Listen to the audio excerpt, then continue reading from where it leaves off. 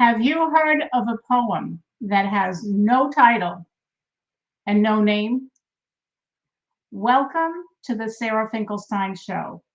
Today is January 29, 2022, and I'm going to read this poem to you right now. I am a piece of paper, but even more, I am an idea. I am a promise. I help people see visions, dream dreams, and achieve economic immortality. I am an education for the children. I am savings. I am also property that increases in value from year to year. I lend money when you need it the most with no questions asked. I pay off mortgages so that the family can remain together in their own home. Assure fathers and mothers the daring to live and the moral right to die. I create, manage, and distribute property. I guarantee the continuity of business. I protect the jobs of employees. I conserve the employer's investment. I am a tangible piece of evidence that a man or woman is a good spouse and parent. I am a declaration of financial independence, a character of economic freedom. I am the difference between an old man and an elderly gentleman. I am the only thing that a father or mother can buy on the installment plan, and the survivor doesn't have to finish paying for. I am a certificate of character, an evidence of good citizenship, an impeachable title to the right of self-government. I am protected by laws that prevent creditors from accessing the money I give to loved ones. I bring dignity, peace of mind, and security to the latter years of life.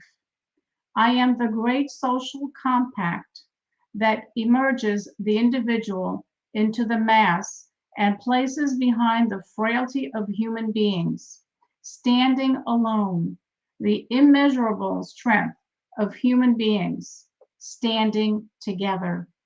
I supply investment capital that makes the smoke go up the chimneys, wheels turn, and motors hum.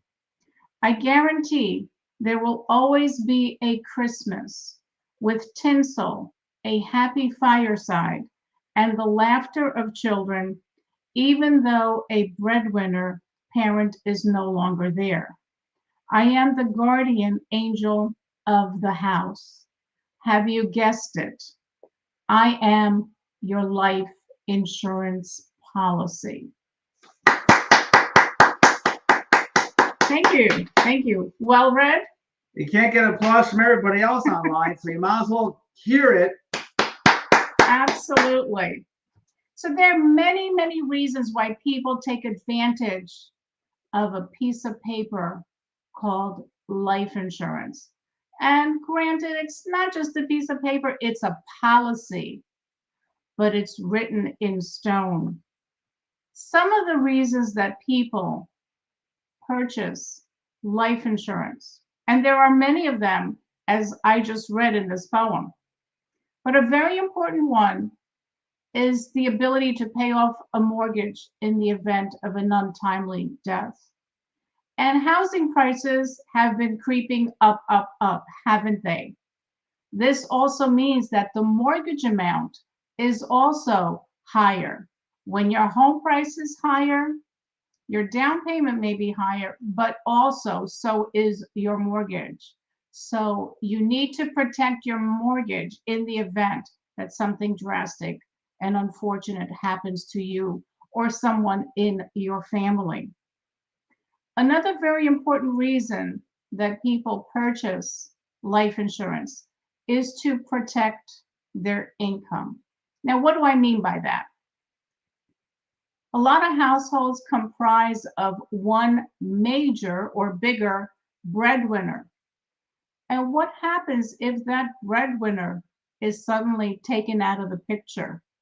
The household still needs that income that the breadwinner was providing for the family. Life insurance can replace one's income.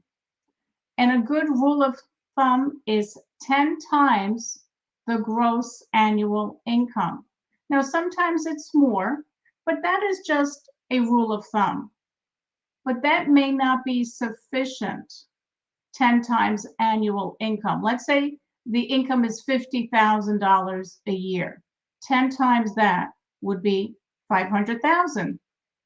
But to that, we also have to add some other factors, like paying off the mortgage, like providing for college tuition for the children, like any outstanding debt. So there are many, many reasons.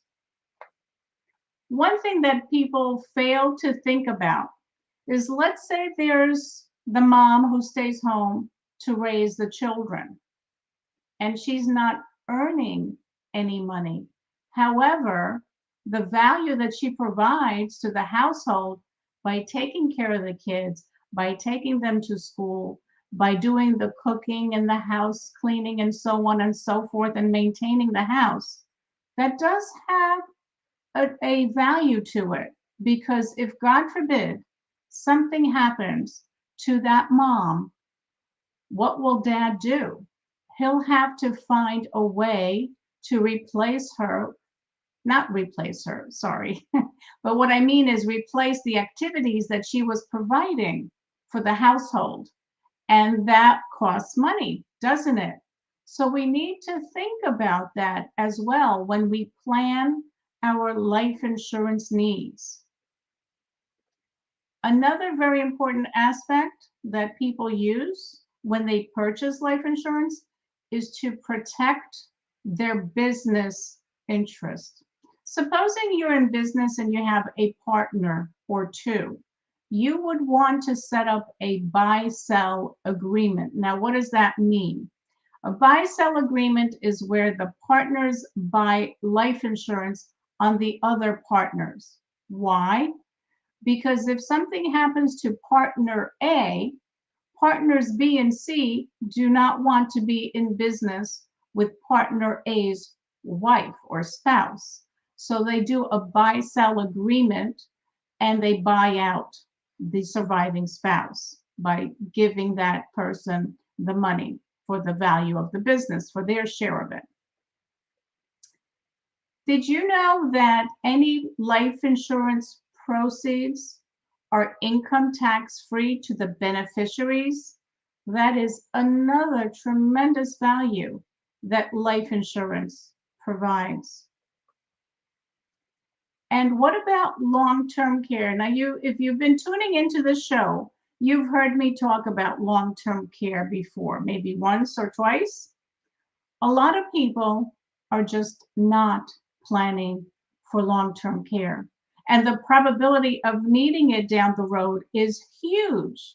I'll say it again, 70% of people over the age of 65 will need long-term care at some point.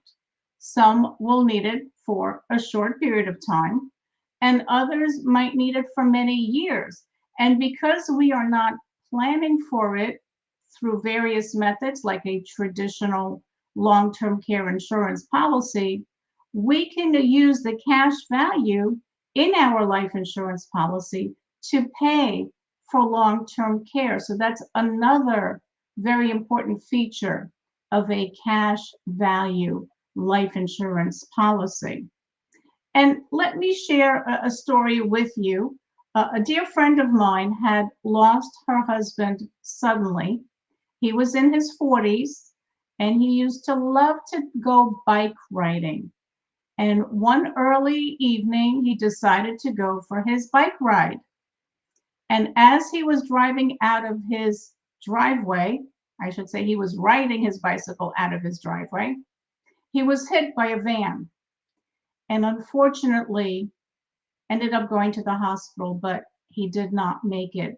Things happen that we don't expect. The unexpected can happen to anyone that we know. And fortunately for the mom, because he had life insurance in place, their daughter still was able to go to college. That life insurance policy provided for the college tuition to make sure that their daughter could continue to go to college, even though the major breadwinner was no longer around. So, in summary, there are many reasons why people need life insurance, why they purchase life insurance, and it gives tremendous peace of mind. Make sure that you have the adequate protection that you need. And there are special calculators that, if you'd like a copy, it'll help you figure out how much coverage you really need. Now, age and health is another factor. The older you are when you apply for the insurance, the more expensive it will be. But another factor is your health. If you don't have adequate health, no insurance company is going to want to take on the risk. So apply for the coverage sooner rather than later before, God forbid, you get some severe diagnosis. And my tip to you is review your existing policies. What I've seen happen very frequently is people will buy their life insurance policy and stick it in a drawer and not look at it for years to come, or maybe never. But it's important to look at your policy, make sure that it's still keeping up with your changing needs, and tweak it along the way. Thank you for joining So, me. what are the 3 things that I could take away from your talk? Life insurance provides many valuable benefits that you should not go without. Protecting your family, making sure that they could stay in their home, God forbid something happens to you or your loved one, making sure that there's an income replacement plan B. There's so many reasons to plan to get life insurance. And remember, people don't plan to fail. They just fail to plan. Thank you for joining the Sara Finkelstein Show, and we look forward to seeing you tomorrow.